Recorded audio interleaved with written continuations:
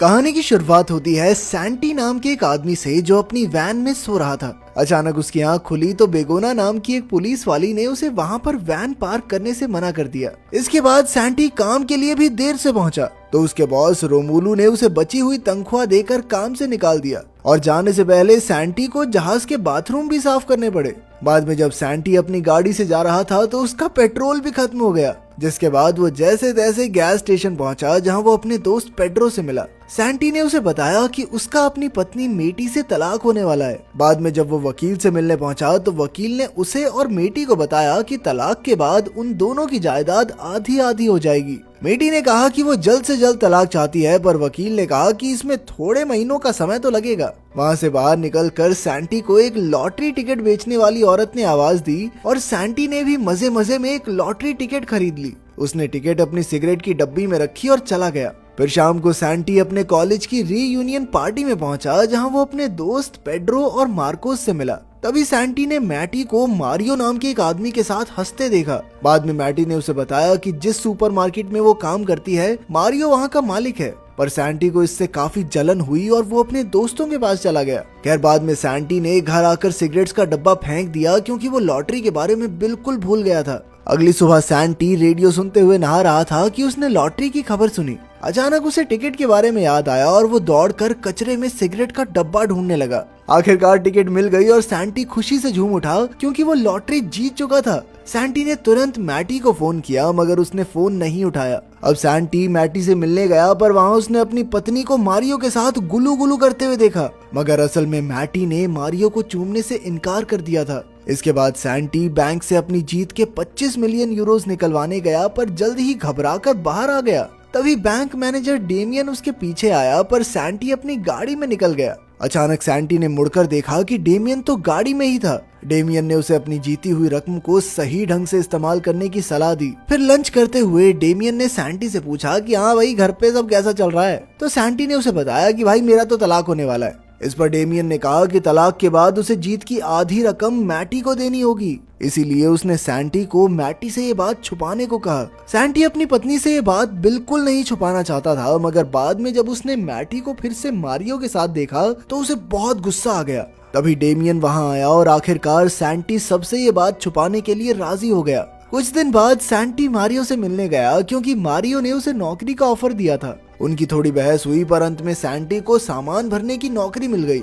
इसके बाद सैंटी ने लॉटरी के पैसों से बढ़िया कपड़े और चीजें खरीदी। फिर उसने घर आकर सारी चीजें छुपा दी और खुशी से नाचने लगा। लेकिन तभी अचानक उसकी पत्नी घर वापस आ गई तो सैंटी ने अपने नए कपड़े और घड़ी छुपाने की कोशिश की, मगर मैटी को शक हो गया कि कुछ तो गड़बड़ जरूर है। खैर शाम को सैंटी जब एक 5 स्टार होटल में खाना खाने गया तो उसे वहाँ क्रिस्टीना नाम की एक सुंदर लड़की दिखाई दी और फिर वो दोनों ही एक दूसरे को देखकर मुस्कुराए। अगली सुबह जब सैंटी की आंख खुली तो वो काम के लिए लेट हो गया था। अब वो जैसे तैसे सुपरमार्केट पहुंचा और उसने अपनी साथी तानिया से माफी मांगी। बाद में मैटी ने उससे पूछा कि वो कल रात कहाँ था। तभी मारियो ने वहां आकर सैंटी को डांटा पर मैटी ने बात संभाल ली। अगले दिन सैंटी अरिट्स नाम के एक सर्फर से मिला क्योंकि अब वो भी सर्फिंग सीखना चाहता था। अगले कुछ दिन तक सैंटी ने समुद्र में प्रैक्टिस की और काफी कुछ सीखा। एक दिन रात को सैंटी को पेड्रो और मार्कोस का फोन आया तो सैंटी ने उन्हें सर्फिंग सीखने के बारे में बताया, पर उन्हें लगा कि सैंटी तो डिप्रेशन में आकर ऐसी बहकी बहकी बातें कर रहा है क्योंकि सर्फिंग सीखना अमीरों का शौक है। उन्होंने सैंटी को मिलने बुलाया पर सैंटी ने मना कर दिया, जिससे उन्हें काफी हैरानी हुई। खैर अगले दिन सैंटी डेमियन के साथ रोमुलू की शिप खरीदने पहुंचा।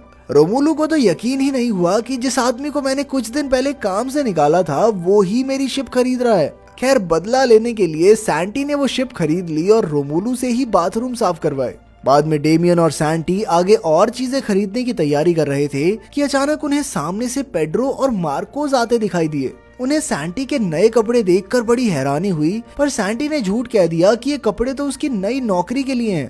खैर फिर पेड्रो और मार्कोस ने उसे कहा कि आजकल वो उन्हें नजरअंदाज करने लगा है और वो वहाँ से नाराज होकर चले भी गए। इधर सैंटी और डेमियन बढ़िया खाना खाकर सैंटी के घर पहुंचे। जब सैंटी अंदर गया तो उसने देखा कि मैटी के माता पिता लॉरा और मिगेल डिनर के लिए आए हुए थे। सैंटी उनके साथ डिनर टेबल पर बैठ तो गया लेकिन खाना खाने में बहुत मुश्किल हो रही थी। लेकिन जल्द ही ज्यादा खाने की वजह से उसका पेट खराब हो गया और वो बाथरूम में भागा। तब लॉरा ने मैटी से उसकी शादीशुदा जिंदगी के बारे में पूछा तो मैटी ने झूठ कह दिया कि सब कुछ बढ़िया है। फिर जब सैंटी वापस आया तो मिगेल ने सैंटी की महंगी घड़ी देखी। सैंटी ने झूठ कह दिया कि ये नकली है, ये बहुत सस्ती है। तो मिगेल कहने लगा कि बेटा लग तो बढ़िया रही है, मेरे लिए भी ले आई हो एक। तभी अचानक सैंटी का फोन बजने लगा पर उसने फोन उठाया ही नहीं। जब मैटी ने उसे फोन उठाने को कहा तो सैंटी ने हड़बड़ाकर मैटी के माँ बाप को बता दिया कि वो दोनों तलाक ले रहे हैं। बाद में जब सैंटी वहाँ से वापस जा रहा था तो उसने अपने दोस्तों पेड्रो और मार्कोस को सस्ते बार में शराब पीते देखा। खैर जब वो होटल में बैठकर अपने महंगे महंगे गैजेट्स के साथ खेल रहा था तो उसे काफी अकेलापन महसूस हुआ। उसके पास इतने पैसे थे लेकिन खुशियां बांटने वाला कोई नहीं था। तब सैंटी ने डेमियन को फोन किया और उसे एक खुफिया प्लान के बारे में बताया। अगले दिन पेड्रो गैस स्टेशन पर था तो एक सुंदर महिला ने आकर उसकी खूबसूरती की तारीफ की। बाद में पेड्रो ने मार्कोस को बताया कि उसे मॉडलिंग का ऑफर मिला है। तभी सैंटी वहां आया और जाकर अकेला बैठ गया, पर फिर मार्कोस और पेड्रो ने उसे बुला लिया। उन्होंने सैंटी को पेड्रो की मॉडलिंग के बारे में भी बताया, पर सैंटी को उतनी हैरानी नहीं हुई। फिर बाद में मार्कोस अपने घर पहुंचा जहां वो अपने 2 छोटे छोटे बच्चों को अकेला ही संभाल रहा था। तभी उसकी पत्नी लोरेना ने आकर उसे खबर दी कि उसके दूर के चाचा उनके लिए ढेर सारी जमीन जायदाद छोड़कर गए हैं। बाद में डेमियन और सैंटी मिलकर बात करते हैं, तब ये खुलासा होता है कि इस सब के पीछे सैंटी का ही हाथ था। वो दोनों गोल्फ खेल रहे थे कि अचानक उनकी नजर मारियो पर पड़ी। तब डेमियन ने सैंटी को बताया कि मारियो बस बैंक से लोन लेने का नाटक कर रहा है। असल में तो वो सुपरमार्केट को बेचना ही चाहता है, पर इससे सभी लोगों की नौकरियां चली जाएंगी, इसीलिए अच्छा बनने का नाटक कर रहा है कि मैं तो बहुत कोशिश कर रहा हूँ बचाने की। तभी मारियो ने सैंटी को देख लिया और वहाँ आकर उससे पूछा कि तू काम पे क्यों नहीं गया है। उधर सुपरमार्केट में तानिया ने मैटी से पूछा कि क्या सच में सुपरमार्केट बंद होने वाला है, पर मैटी ने कहा कि ये सब अफवाहें हैं। तब सैंटी ने मैटी को बताने की कोशिश की कि मारियो सच में सुपरमार्केट को बेचने वाला है, लेकिन तभी मारियो ने वहां आकर मैटी को बताया कि उसने सैंटी को आज गोल्फ खेलते देखा। इससे मैटी सैंटी पर गुस्सा हो गई कि वो घर में तो 2 रुपए भी नहीं देता और बाहर गोल्फ खेल रहा है। वाह, नवाबों वाले शौक हैं। जैसे ही सैंटी सुपरमार्केट से निकला तो मार्कोस और पेड्रो एक चमचमाती सुपर कार में आ पहुंचे। उन्होंने सैंटी को साथ लिया और मजे से ड्राइव पर निकल गए। ये देखकर सैंटी को अच्छा नहीं लगा, क्योंकि मार्कोस अपने परिवार की जरूरत पूरी करने की बजाय इन चीजों पर पैसे उड़ा रहा था। लेकिन फिर मार्कोस ने कहा कि तेरे बाप ने दिए क्या मुझे पैसे, मेरी मर्जी, मेरे पैसे, जो मर्जी करूंगा। आखिरकार सैंटी ने उन्हें बता दिया कि असल में ये गाड़ी उसी के पैसों से आई है, मगर उन दोनों ने उस पर यकीन ही नहीं किया। तभी अचानक मार्कोस से गाड़ी कंट्रोल नहीं हुई और वो सीधा पहाड़ी से नीचे जा गिरे। इसी दौरान सैंटी ने चिल्लाकर अपनी लॉटरी का सीक्रेट सबको बता दिया।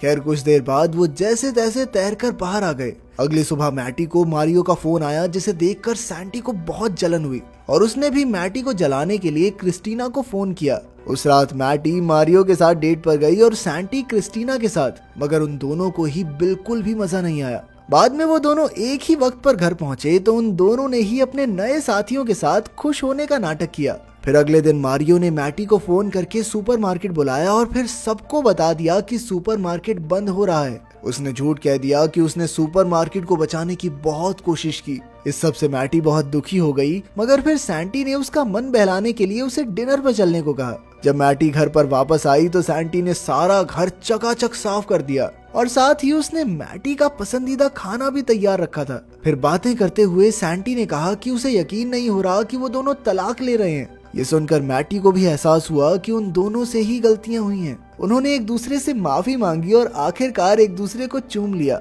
इसके बाद सैंटी ने खुशी खुशी मैटी को लॉटरी के बारे में बताया तो मैटी को उस पर विश्वास ही नहीं हुआ। उसे लगा कि सैंटी मजाक कर रहा है, इसीलिए वो गुस्से में बाहर चली आई। पर तभी सैंटी ने उसे शेड में ले जाकर वो सभी महंगी चीजें दिखाई जो उसने खरीदी थी। तब मैटी ने उससे पूछा कि उसने ये बात अब तक छुपाई क्यों, पर सैंटी ने जैसे तैसे बात घुमाकर उसे मना लिया। इसके बाद सैंटी और मार्कोस पेड्रो का मॉडलिंग शो देखने गए, पर लोगों ने पेड्रो को बिल्कुल भी पसंद नहीं किया। इससे पेड्रो निराश हो गया और फिर मार्कोस और पेड्रो ने सैंटी पर उनकी जिंदगी खराब करने का इल्जाम लगाया। बेचारा सैंटी सोचता रह गया कि मैंने जिंदगी बर्बाद की, कैसे। अगले दिन सैंटी ने डेमियन को फोन करके उसका हिसाब किताब चुकता किया और फिर कभी ना मिलने का वादा किया। उधर मैटी की सहेली लोरेन ने उसे सैंटी पर केस करने को कहा ताकि उसकी लॉटरी के आधे पैसे मैटी को मिल जाएं। मगर तभी मैटी ने देखा कि सैंटी ने तो आधे पैसे खुद ही उसके बैंक अकाउंट में भेज दिए थे। तभी उसके पास तलाक के कागजात आ गए, लेकिन मैटी को एहसास हुआ कि वो अब भी सैंटी से प्यार करती है। साथ ही उसे फोन आया कि सुपरमार्केट फिर से खुल रहा है। मैटी वहां पहुंची तो तानिया ने उसे बताया कि किसी ने पूरा सुपरमार्केट खरीद लिया है, जिसका मतलब अब उनकी नौकरी नहीं जाएगी। मैटी मारियो को ये खुशखबरी देने गई, पर तभी उसके सामने ये खुलासा हुआ कि मारियो ही ये स्टोर बेच रहा था। खैर तभी डेमियन ने वहां आकर कहा कि मारियो को नौकरी से निकाला जाता है और अब से सुपरमार्केट की डायरेक्टर मैटी होगी। मैटी बहुत ज्यादा खुश हो गई और वो सैंटी को ढूंढने लगी। सैंटी इस वक्त एयरपोर्ट पर था और मैटी उसे ढूंढते हुए वहां तक पहुंच गई। काफी देर ढूंढने के बाद आखिरकार उसे सैंटी मिला। मैटी ने उसे जोरदार थप्पड़ मारा कि कहाँ जा रहा था कुत्ते मुझे छोड़ के, और फिर उन दोनों ने एक दूसरे को चूम लिया। इसके बाद उन दोनों की जिंदगी में सब कुछ बढ़िया हो गया और दोनों मस्त ऐश काटने लगे। अगर वीडियो पसंद आई तो लाइक कर देना, चैनल को सब्सक्राइब कर देना। मिलते हैं अगली वीडियो में।